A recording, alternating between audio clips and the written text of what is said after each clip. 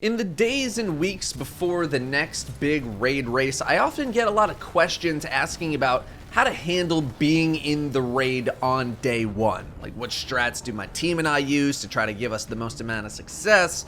What should I do to try to prepare for the race beyond leveling, things like that. And I've never thought I had a good answer to these questions because the raid experience is very fluid and you need to be able to adapt on the fly. There's not really any sort of set rules for the day one raid race or a day one raid experience. But after really thinking it over, turns out that I actually have quite a lot to say. So this video is not going to be me talking about how to grind levels or anything like that. This is specifically for being in the raid on the day of its release. This is also for people who are looking to take things a little more seriously than they might have been, or for people looking for that 24-hour emblem or even a top world placement. There is nothing stopping you from just going in and winging it here, but if you're watching this video, chances are you want actual, real advice. So the number one easiest piece of advice I can give for those looking to try their luck at a day one raid experience is get familiar with fighting under-leveled. Contest mode puts you at 20 levels below the enemies in the raid. That means everything is considerably more lethal than most other activities in the game. Fortunately, Grandmaster Nightfall is 25 levels underneath, which might as well be the same thing. This means you need to start playing lots and lots of GMs or lots and lots of content where you are under-leveled. Get comfortable with the combat experience under-leveled. Get comfortable with fighting things that are 10, 15, 20, 25 levels above you. It requires a much different, more defensive playstyle compared to just annihilating everything in your path like how the game normally is. If you go into a day one raid experience not expecting that, you are going to get crushed. There's no way around it. The next easiest piece of advice is bring all of the guns. Infuse anything that could be even considered a damage weapon. In this era of day one raids, Bungie has made things very accessible, and that means giving people more than enough time to level up. You should be ready for any DPS situation that might arise during a raid. Burst damage, sustained damage, split second damage. Any guns that can provide you with those kinds of damage, have them ready to go. For Season 16, that's likely to be like rockets and linear fusions, maybe snipers, but you should be infusing everything that you can possibly infuse to its highest level before you're going into the raid. Alright, so now we're in the raid itself. It's 10 o'clock or 9 o'clock, whatever time it starts. It's minute 1 of day 1, and you walk up to the first encounter. What do? Well, you don't want to try to beat the encounter on the first try, assuming it's a boss and not something very simple like an opening encounter to open a door to the raid like King's Fall or something like that. We need to figure out how to beat the encounter first, and usually that involves learning brand new mechanics. The best way to learn these mechanics is to break things down one by one.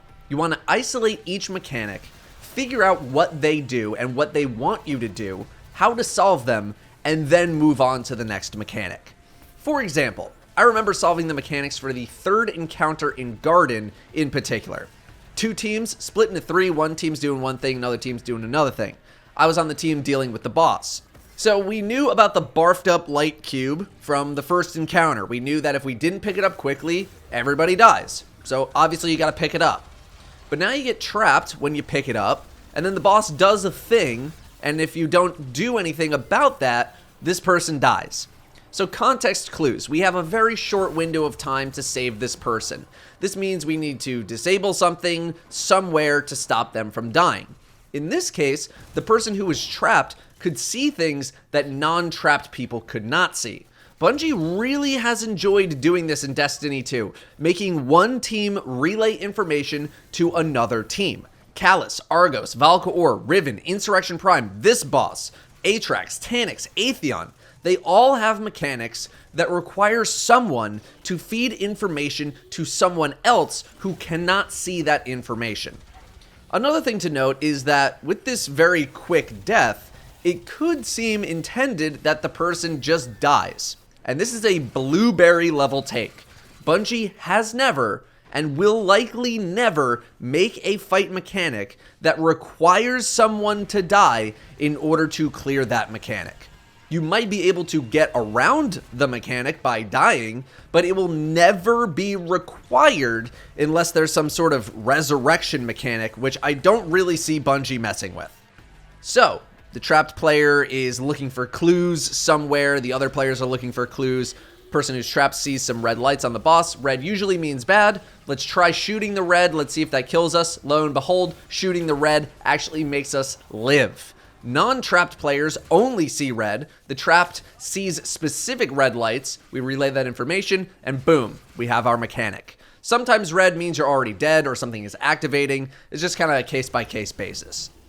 You need to break the mechanics down into their individual components. Solve the biggest problems first, which is normally everyone dying to a wipe mechanic. Usually a wipe mechanic triggers when you take too long to do something, like baths in Leviathan, but it can also come from doing something wrong, like oracles during Atheon.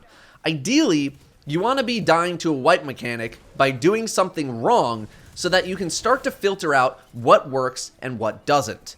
Dying to a wipe mechanic because you're taking too long to do the thing is also an indication that something is wrong, obviously, but it's possible you're not doing a thing fast enough, like the bath encounter in Leviathan. That's a good example. If you're doing a thing and not dying to a wipe mechanic, it can be reasonably assumed that you're doing a good thing, but that's not always true.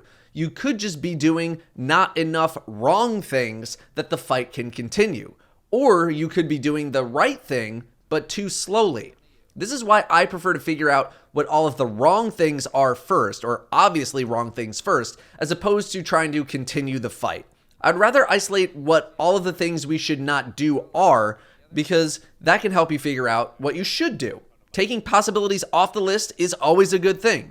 Now, this isn't to say that you should just be aiming to suicide yourself into anything, but it's not the worst idea just to confirm certain things so that you don't need to think about them anymore.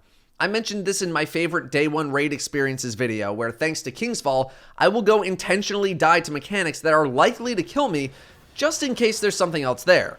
Of course, if you figure something out that actually works and it progresses the fight in a consistent way, attempt over attempt, try to stick with it. But that does bring me to my next point. Don't be stubborn with keeping a strategy when it's not working consistently or not well enough. Two examples I have here are Sanctified Mind from Garden and Vault from Last Wish. With the Sanctified Mind, my team had a working strategy, so we didn't really want to deviate because we finally got something working for us, and we didn't want to spend too much time trying to figure out something else out instead. Our strategy was flawed, and we were doing more than what was required of us.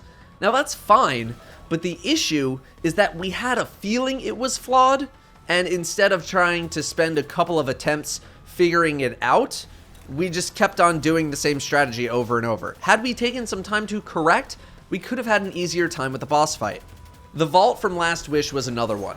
We had some semblance of a strategy in the Vault, but it wasn't consistent. Sometimes it would get us almost to the end. Sometimes we would die immediately. But we ended up sticking with it because we just had no other ideas. A good strat is one that will work consistently. Bungie is not out here with complete RNG dictating if a strategy or a mechanic fails or succeeds. Mechanics will always work the way that they are supposed to. And if you are dying to something you think is not supposed to be killing you, guess what? Your strategy is flawed and you need to go back to the drawing board. However, this is not to say you should be trying new strategies every single attempt. Once you find something that's working, try to stick with it. You want to start to build a routine. You want to start building muscle memory so that you can start progressing the fight and getting to new sections that you need to practice. If you do need to change things or isolate problems, change things one at a time. When you do an experiment, you have a control group and you have a variable. The same thing applies here. If you try to change too much at once, you're not going to be able to isolate the problem with any sort of confidence. Next, try to use the death screen to your advantage. After every wipe, you get the stat screen, and basically every single stat screen has encounter-specific stats. Teleports blocked, Knights killed, ogres killed, swords dropped, boss damage, you get it. These can give clues as to what the game is looking for you to do or potentially not do. The Gorgon Maze death screen is an example of not wanting to have something happen and then seeing who caused it. Well, at least in D1. In D2, it just says everybody got caught, which is crap, but I digress.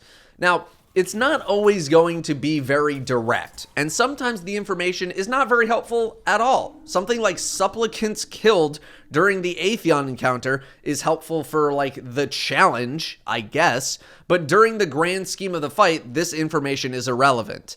But what does matter is figuring out that supplicant kills don't matter, and not spending too much time on that bit of information. Sort of related to this are any sort of messages that pop up on screen in the kill feed. If something is coming up in the feed, the chances are that it's pretty important. Next piece of advice is to keep doing attempts. It can seem beneficial to take a few minutes to chat in between attempts, and if that works for your team, then by all means continue to do that. Maybe to put all the pieces together or come up with the main strategy of the encounter, whatever you gotta do.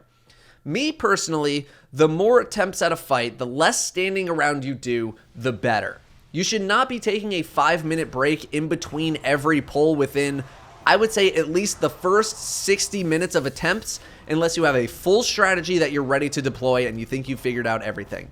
Figure out the objective of each attempt and just keep moving and keep pulling. The more familiar you get with the fight, the more you're going to be able to see of it, and the more you're going to be able to learn mechanics. You can talk about theories and strats all day, but early on, getting in as many attempts as possible, to me, is much more beneficial. You can talk during the wipe screen, you can talk as you start the fight. Make a quick objective for every attempt. So, let's say, okay, this time we're going to look at the second mechanic, but instead of pulling the left lever, we're going to pull the center lever. Go. And then execute on that plan. Each attempt should accomplish something, whether it's learning what to do or learning what not to do. I don't like having too much discussion because it can eventually turn into a bunch of different plans or just extended discussions that don't really have much to do with anything, or even arguments. After the first hour of attempts, if you're really stuck and you're just wiping over and over and you're not really learning anything, that's when you take a break and you have a discussion. A trap that I worry about players falling into is worrying about boss damage too soon. The last thing you should be worried about when learning a fight is boss damage. If the weapons or mods you have equipped are for boss damage, but you're not even getting to a damage phase, put on stuff that's going to help you get to the damage phase first, even if the weapons are total garbage for boss damage.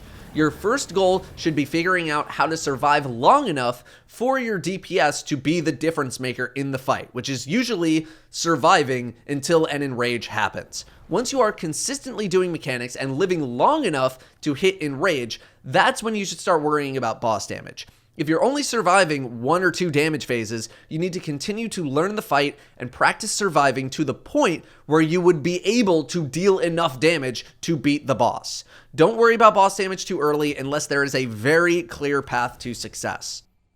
Next, and I do think this is really one of the most important things, be accountable for your actions and know your personal weaknesses.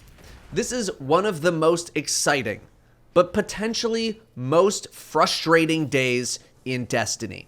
Be accountable for your gameplay. Tensions can run high, it's a high stress situation, and it will be for many hours.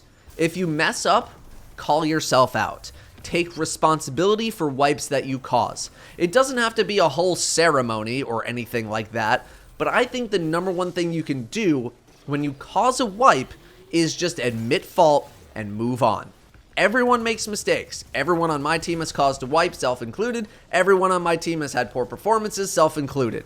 What ends up causing problems is making excuses or deflecting blame. If you make excuses, your teammates are going to get annoyed. If you don't acknowledge mistakes, then it becomes more difficult to solve those mistakes, which someone else might make in the future. If your team wipes to something and someone asks what happened and no one has an answer, that's really bad because you just wasted a bunch of time and you learned nothing.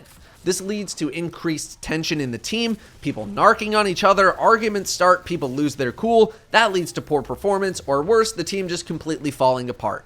If you do end up causing a wipe, all you need to do is say, that was my bad, I did this, next time I will do something to not cause that to happen, let's keep going. Quick, simple, accountable. You could have died to some BS, you could have royally messed up. Whatever the reason, just make sure that you declare what happened and why it happened. Do not leave people in the dark about what went wrong, because then people are just going to speculate. If you're going for a day one clear and not going for like a top world placement, there's almost zero reason to be getting mad or yelling at each other. The only enemy is the clock. And I don't really foresee any more last wish day one situations on the horizon. My weakness? I'm not allowed to hold raid relic type weapons anymore because I'm bad at figuring out what to do with them. Last wish? We brute forced Shuro-Chi because I didn't know the Eye of Riven could stun, because I never hit the button.